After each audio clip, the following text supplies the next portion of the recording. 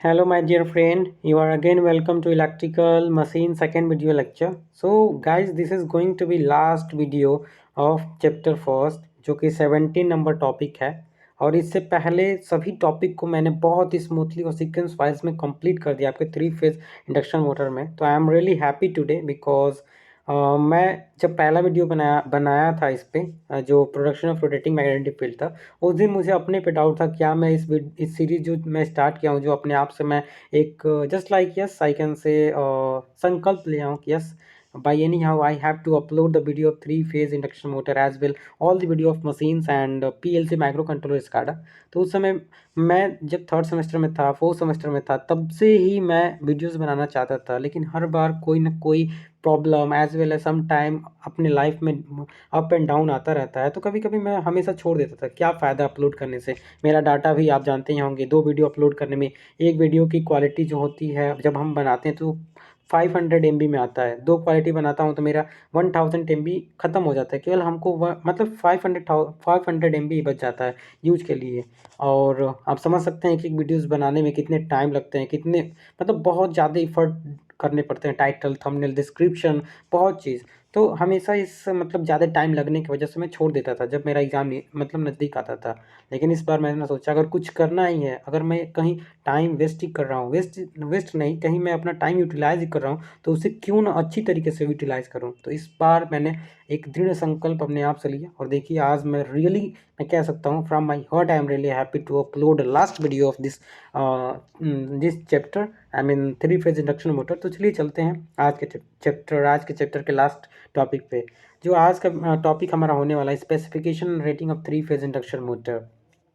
तो देखिए हम स्पेसिफिकेशन और रेटिंग क्यों करते हैं किसी भी मोटर का, क्योंकि जब हम स्टार्टिंग में उसका डिज़ाइन करते हैं तो उस समय हमें उसकी रेटिंग बहुत ही इंपॉर्टेंट, मतलब उसकी स्पेसिफिकेशन क्या होने वाली है, बहुत ही इंपॉर्टेंट होता है। तो देखिए रेटिंग हम कुछ तरीके से करते हैं। जैसे आप जानते हैं कि हमारा जो रोटर होता है मोटर, उसको उसका मतलब रेटेड आउटपुट आउटपुट मतलब उसका आउटपुट किस में मेजर करते हैं, या तो हार्स पावर में या तो किलोवाट में। एज वेल एज आप जानते होंगे कि जो भी हमारा मोटर होता है उसकी फ्रीक्वेंसी जो होता है हर्ट्ज में हम मेजर करते हैं, और वोल्टेज जो होता है उसको वोल्ट में मेजर करते हैं।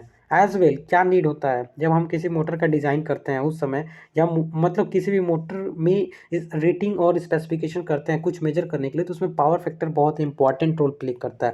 क्योंकि अगर हम पावर फैक्टर नहीं जानेंगे तो कैसे हम मतलब जानेंगे कि लोड कितना है, कितना रिएक्टिव पावर, इंडक्टिव पावर, बहुत ही इंपॉर्टेंट होता है ना हमारा पावर फैक्टर से हमारा टॉर्क बिल्कुल मतलब डायरेक्टली मतलब प्रोपोर्शन में होता है। तो यहाँ से हम कह सकते हैं power factor as well as हमारी जो मोटर हम बनाने जा रहे हैं उसकी इफिशियंसी क्या होगी, जो हम इंसुलेशन यूज कर रहे हैं उसका क्लास क्या होना चाहिए, फिर से फुल लोड कितना ड्रा वो करेगा। तो ये बहुत ही इंपॉर्टेंट होता है जब हम किसी भी मोटर का मतलब स्पेसिफिकेशन रेटिंग किसी भी चीज़ को मेजर करने के लिए करते हैं। तो उसका rated voltage, frequency, voltage, power efficiency, class of insulation, full load current, और एज वेल एज जब हम किसी मोटर का मतलब स्टार्टिंग में डिज़ाइन करने की सोचते हैं तो सबसे पहले करेंट पर फेज इन एम्पियर। जैसे आप जानते हैं कि 3 फेज वाइंडिंग करते हैं, तो 3 फेज वाइंडिंग करेंगे तो सबसे पहले हम मेजर करेंगे कि आर फेज, वाई फेज, फिर हमारा बी फेज है, उसमें कितना करेंट जो हो रहा है हमारा मोटर ड्रा करेगा। तो उसके अकॉर्डिंग हम जो है मोटर का रेटिंग मतलब मोटर का एक रेटिंग बना के देंगे कि यस ये मोटर 5 हार्स पावर का है, ये मोटर जो है 20 हार्स पावर का है।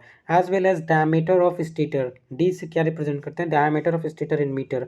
आप जानते हैं डायमीटर ऑफ स्टेटर जो कि हमारा मतलब स्टेटर के डायमीटर से हमारा ईडी करंट, हिस्टैरिसीस करंट, मतलब बिल्कुल लॉस जो होता है कोर लॉस, इस पे डिपेंड होता है डायमीटर पे स्टडी कैसे करेंगे जब हम इसकी स्पेसिफिकेशन, जब इसका हम डायमीटर को चेक करेंगे। तो देखिए ये कितना इंपॉर्टेंट होता है। As well as flux, flux per pole in air gap, जिसको कि हम वेबर में मेजर करते हैं। आप जानते होंगे पी को हम किससे मेजर करते हैं, नंबर ऑफ पोल से डिनोट करते हैं। जो हमारा जेड होता है, नंबर ऑफ स्टेटर कंडक्टर, मतलब स्टेटर में हम कितने कंडक्टर का यूज कर रहे हैं, वो जेड से हम डिनोट करते हैं। एन एस जो होता है सिंक्रोनस स्पीड ऑफ, मतलब सिंक्रोनस स्पीड कितना होने वाला होगा जो हम मोटर बना रहे हैं।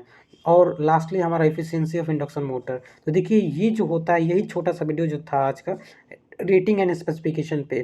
जब भी आपके एग्जाम में पूछे आप सिंपली ऐसे ही लिख सकते हैं रेटिंग और स्पेसिफिकेशन। मतलब क्या, जब भी हम मोटर का न्यूली हम फॉर्म करते हैं तो उस समय इस चीज़ों का हमें ध्यान रखना पड़ता है, उसका एफिशिएंसी, उसका पावर फैक्टर, उसका class of insulation, frequency, rated output जो हार्स पावर और किलोवाट में है।